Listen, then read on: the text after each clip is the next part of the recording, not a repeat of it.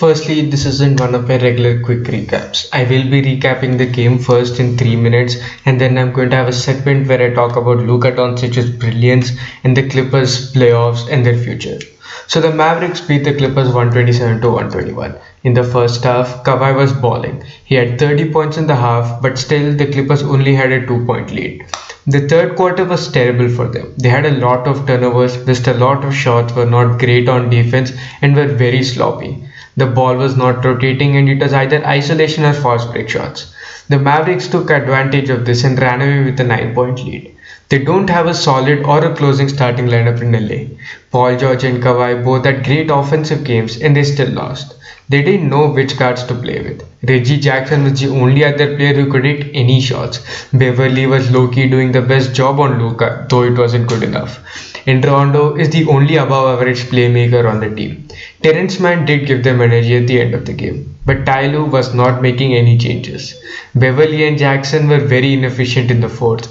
Kawhi Leonard got tired and couldn't convert his isolation players that easily. In that situation, you'd expect Rondo, who had 7 assists in 16 minutes and was a plus 13 throughout the game, to sub in. But no, they didn't. I still don't know why Serge Ibaka is playing only 5 minutes a game. Even when the Clippers had so many mistakes, and you'd think that they beat themselves this game? No, the Dallas Mavericks legitimately beat the shit out of them. Maxi Kleber, one of the most underrated role players in the league, did a great job offensively. He did his best against Kawhi and got a handoff at almost every shot, but Kawhi was in a zone and it really didn't matter. Porzingis started off the quarter slow but picked it up from then. He had a solid game, scoring 20 points on 3 of 4 shooting from 3. He still should be more aggressive. The Clippers played Reggie Jackson on him for part of the fourth and he still didn't try taking advantage of his size. Willie Collison did a great job in his 15 minutes as a backup, and both Josh Richardson and Jalen Brunson did great jobs hitting their shots and taking the ball out of Luka's hands. Tim Hardaway Jr. has been hot for a while and is having big games very consistently. He hit a ridiculous 6 of his 8 threes and was a great secondary scorer on the night. He did put up 28 points and also had 5 assists, which I really didn't notice. And of course, the main reason they won, Luka Magic. In this game, Luka was amazing as usual. He was one free throw away from a 47-7 game. He hit tough shots throughout the game and his playmaking was on song. The Clippers were dropping their bigs on the pick and pop between Luka and Kleber or Porzingis, and this allowed Luka to hit his favorite floaters and find the open man if they brought in help. He killed every single defender put on him. Patrick Beverley, Reggie Jackson, Terrence Mann, Kawhi Leonard and Paul George are all great or elite defenders were put on him. But no, Luka is just that great. In a series, the team with the best player usually has the best chance to win. And when the game is on the line and it's mano to mano with both teams' best scorers, the best player usually gets the better of the other team, like today. And I believe Luka Doncic on any given night can be the best player in the game, as he showed today. He averaged 28.2 points, 8.7 assists per game and 8 rebounds per game on 48, 35, 72 splits during the regular season. He's a 6-7 point guard on offense who has a usage of 36%. Basically everything runs through him. He's a ball dominant player with a ridiculous passing vision. He's one of the best playmakers in the league and his size and strength help him over defenders. He's faster than bigger defenders and stronger than the smaller ones. He's an amazing isolation scorer who has improved his 3-point shooting to 35% this year. Double teaming him is asking for trouble due to how genius of a playmaker he is.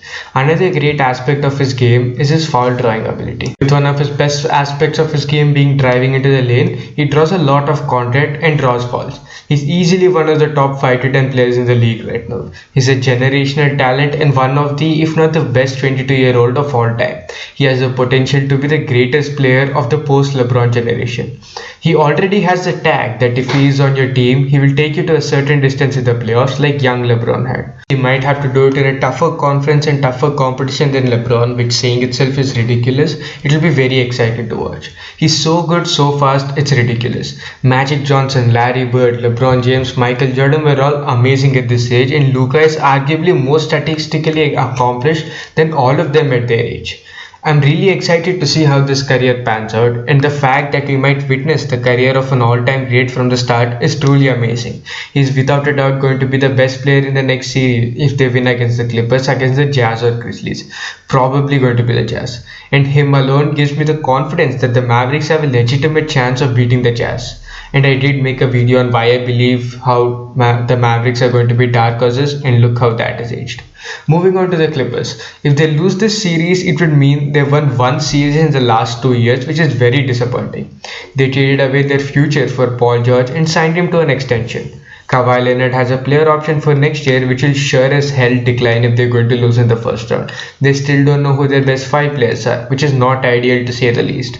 They've come into both the years being one of the highest tiers of contenders, and they've had a disappointing exit from the bubble and now a possible first round exit. Anyways, maybe they'll pull off a comeback and maybe they'll make it all the way to the Western Conference Finals and prove me wrong and make my rant about them useless. But I really don't expect that to happen, and it should be really exciting to see what Kawhi decides to do in his free agency. Leave a like on this video and subscribe if you haven't already. I'm going to be reacting to all the games in like 3 minutes each, unless it's the Clippers embarrassing the shit out of themselves. And if that interests you, do subscribe to my channel.